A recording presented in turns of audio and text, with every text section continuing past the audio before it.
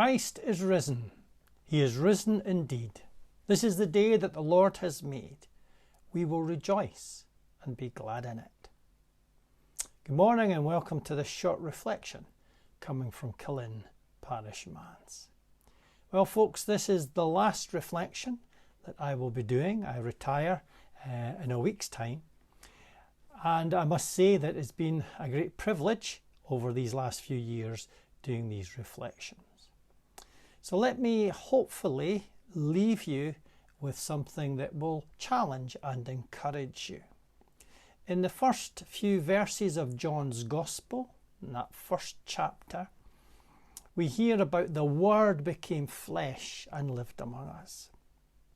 The Word, the very expression of God, was made manifest in Jesus Christ.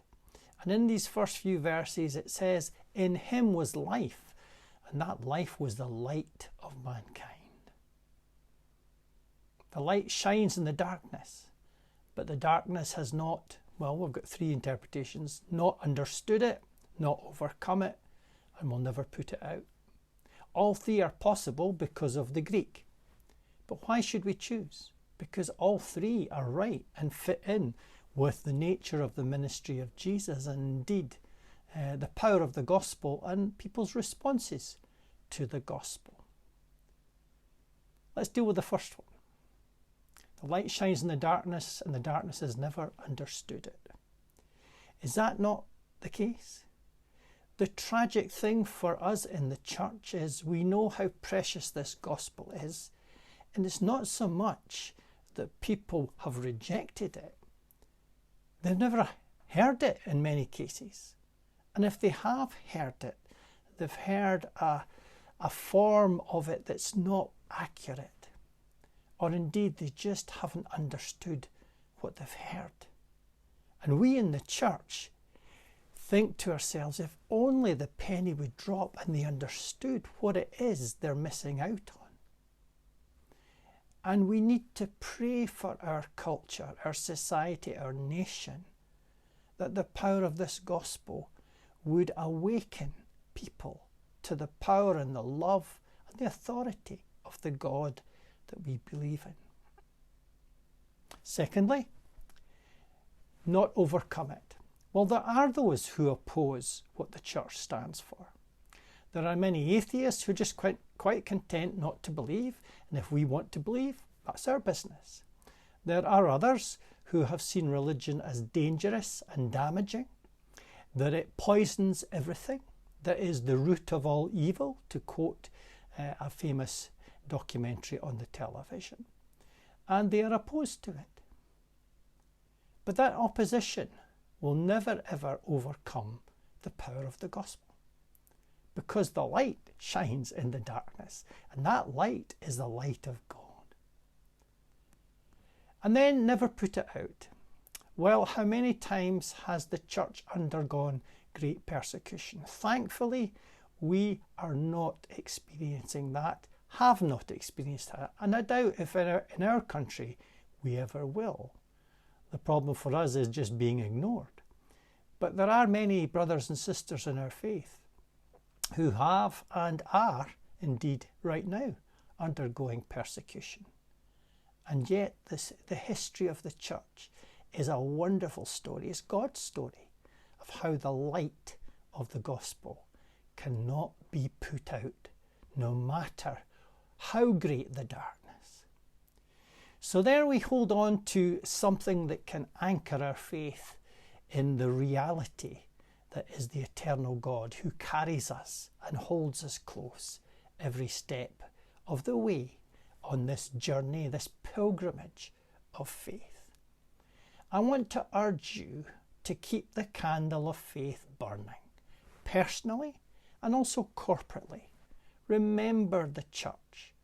Support your local church, because with all its flaws, with all its faults, it's still the place that lights the candle of faith. And I know many people have said to me over the years that they struggle with the local community church because it's full of people they don't like. Some of them are just hypocrites. The response to that, of course, is, well, there's always room for another one, because we're all hypocrites in one sense. None of us live up to the standards that we sometimes expect of other people. It's just we don't see our own faults. It's very easy to see the faults of others.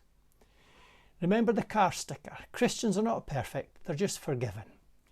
So cut other people some slack. Whatever your beef with your local church, if you're not going because of certain personalities, please put that aside. There are bigger issues than that. And that is the survival of the church to proclaim the gospel of Jesus Christ. So keep the flame of faith burning individually, in your own heart and in your own home. But please, please support your local church. Let me read you some words from a prayer by Max Airman. Let me do my work each day, and if the darkened hours of despair overcome me, may I not forget the strength that comforted me in the desolation of other times. May I still remember the bright hours that found me walking over the silent hills of my childhood, or dreaming on the margin of the quiet river, when a light glowed within me, and I promised my early God to have courage amid the tempests of the changing years. These words mean so much to me, and I've read them time after time after time, because I often forget, in the roller coaster ride that often has been my pilgrimage, that when I'm down or flat or disappointed or sometimes even doubting and struggling, wrestling with God, that I've been there before. And in each dark valley, He's picked me up, He's carried me through. And that's what these words get to remind ourselves of the grace of God. If we're struggling, if we've drifted, if we're feeling far from God just now, remember this: who is it that's moved? I once said that to a colleague, that I felt that God was far away from me. And he said, so who moved? And I got the point, I got the challenge, and I responded to it. So God is for us, God is with us. Sometimes we just need to let our hearts be open to His grace. Now let me tell you a story. I am sure I've told it before, but maybe quite a while ago, maybe on these reflections, about a Dutch captain at the time of the eruption of Krakatoa in 1883 in the Java Sea. He had a small boat carrying passengers and cargo, and he was in the Java Sea when the massive explosion happened, and he saw half of the cliff just fall into the water. And immediately he realised there was going to be a tidal wave coming towards his little boat. So he ordered the boat to be steered towards that oncoming wave. He got the passengers down below for ballast. He asked for the anchor to be laid. It was. And then as the wave approached, full throttle was applied to the engine. So there was the little boat straining with the anchor holding it, straining, facing the oncoming wave, and that oncoming wave burst over the boat and passed, and all the passengers and that little boat were saved. That Dutch captain didn't really receive the adulation and the acclaim that he should have while he lived. It was after his death that that story was widely reported. But isn't that a wonderful little parable for our faith? That yes, sometimes personally and individually in our lives, it's like a tidal wave comes and swamps us.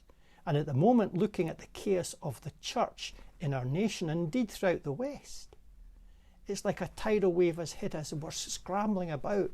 We don't know what the future holds. But we're anchored in a faith that is rooted in Jesus Christ. So remember that. Remember that the gospel is about a light that shines in the darkness. The darkness will never overcome it. So let me remind you of this, that there's a verse that has been very important to me throughout my life, and it's 1 Corinthians 15 verses 58, and I'll leave you with this. Paul says this: "Therefore, brothers and sisters, be steadfast, immovable, always abounding in the work of the Lord, knowing that in the Lord your labour is not in vain." Therefore, brothers and sisters, be steadfast, immovable, always abounding in the work of the Lord, knowing that in the Lord your labour is not in vain. Thank you so much, all of you who have watched over these last few years from Australia, America, many places in England, and of course some of my parishioners, former churches I've been in: New Deer in Buchan, Dice in Aberdeen, St Martin's in Edinburgh, and of course my brothers and sisters here in Balquhidder and in Killin churches. Thank you for watching and listening and supporting over these years. May God be with you in the time that lies ahead. May you know his grace. May he hold you close. Amen.